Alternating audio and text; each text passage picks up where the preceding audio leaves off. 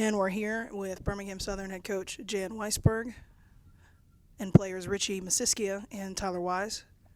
Coach, talk to us about that comeback. Yeah, I thought it was kind of what we've been doing all year. It didn't start out good early. There wasn't a whole lot good that we did early. I thought their starter was outstanding. I thought maybe we took some defensive swings, but kind of shot ourselves in the foot. Didn't cover first one time, didn't field a bunt one time. We had put a pick onto third base and kind of held the ball when they were stealing instead of throwing to second. I don't think it started great, but to be down 4-1 and then 4-2 with all that going wrong, I felt good because I knew that we would figure it out. Both their guys they brought in, both the first starter and the first reliever, Deerdorf, they brought in, I thought did a great job. But I was really proud of Jake Cook because it was not a good start. But he hung on and scratched somehow to just give up single runs, which we always talk about. We can answer ones. And then after that, found his breaking ball and was able to keep him off balance for, was on the verge of taking him out after 3 innings, which really would have put us in a bind for the weekend. And he found it and he competed, and I was really, really proud of that. But once we got through that storm and scored those two, hats off to our 7, 8, 9 hitters. Richie, Luke, and Alfredo went 6 out of 10 on the day.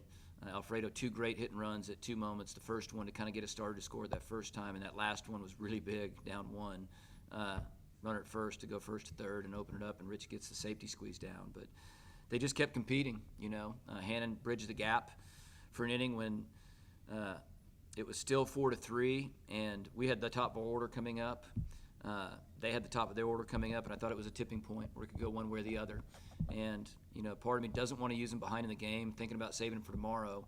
But it's like I tell these guys, man, I just know to coach one way, and that's to win this game, not worry about tomorrow. And Hannon did a great job, got 4 up, 4 down with an inning and a third. We didn't score there, then went to Andy, and he bridged the gap, got the last 2 outs and 2 pitches. Then we scored and rushed Richie to get ready, and he took us home. So I guess, Richie, talk about that a little bit. You probably weren't anticipating getting on the mound today, but you had a really good day at the plate. How do you make that transition from just focusing on hitting to now having to worry about defense? Well, I don't know. It's just staying in the moment, I guess. When you're on the mound, you're doing your mound stuff. When you're doing your pitching stuff, when you're at the plate, you're hitting. It's not like I look ahead to a certain situation. It's just the task at hand. And yeah, that's about it.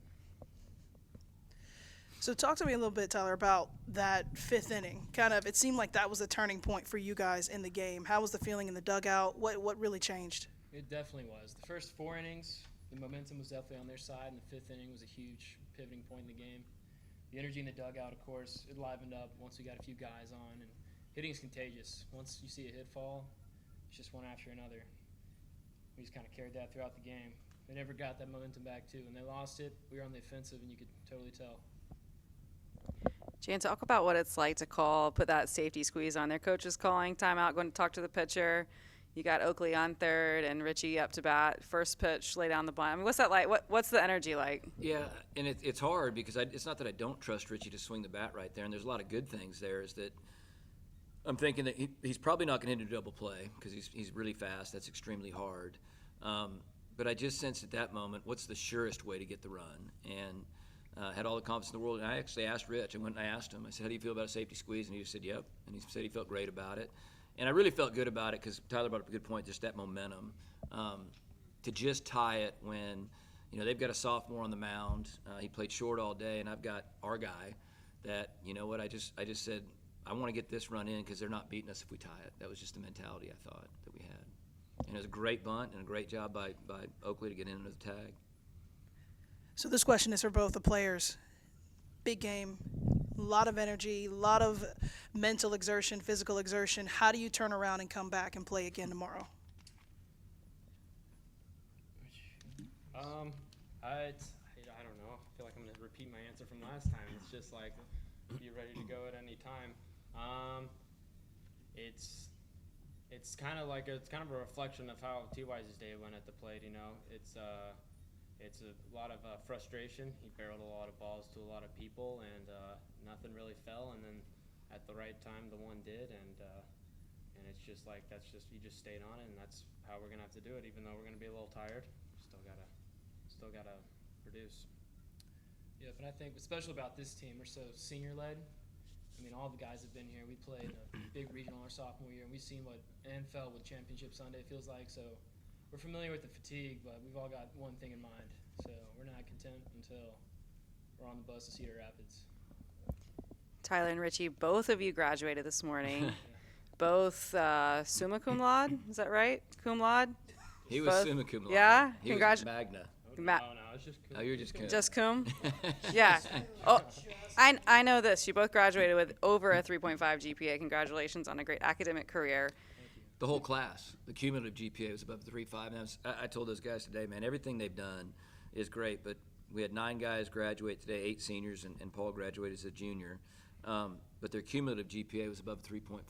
That's and unbelievable. the amount of games that they've won, 3 conference championships, 3 NCAA regionals, yeah, I think they've given a lot, that's for sure. Well, I had to lead into my next question with that bit because I don't want to undermine your academic career, but this is what a lot of people who play college athletics wait for, is that moment where you're playing baseball and you don't have any tests or any academics to worry about.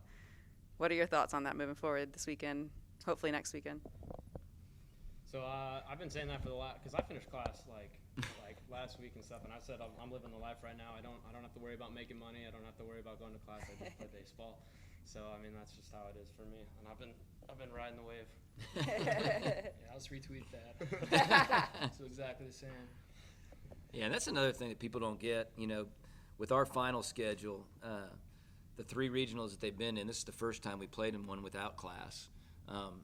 In the past, the regionals were up a little bit and our finals were late, and both previous times they've been in regionals, our guys were taking finals after a game. So just like tonight, they would have played a game, gone back to the hotel, and take tests. So it is awesome just to focus on baseball. That is great. So, Coach, any last words? No, I'm proud of these guys. It was not looking good. I think hopefully they saw that even when we were down 1 by bringing in Hannon, it wasn't wait till tomorrow. Not that I doubted these guys, because they did it again. They just keep doing it, man. They find a way to stay in a game. That's the one thing everybody says, oh, man, you win a lot of games late. What they don't see is how hard it is when things aren't going well just to stay in the game, because it varies. Jake could have quit. Not my day. Hitters could have just cashed it in and go, oh, this guy's throwing really well. But they stayed in the game, and you have to be in the game for that tipping point to occur.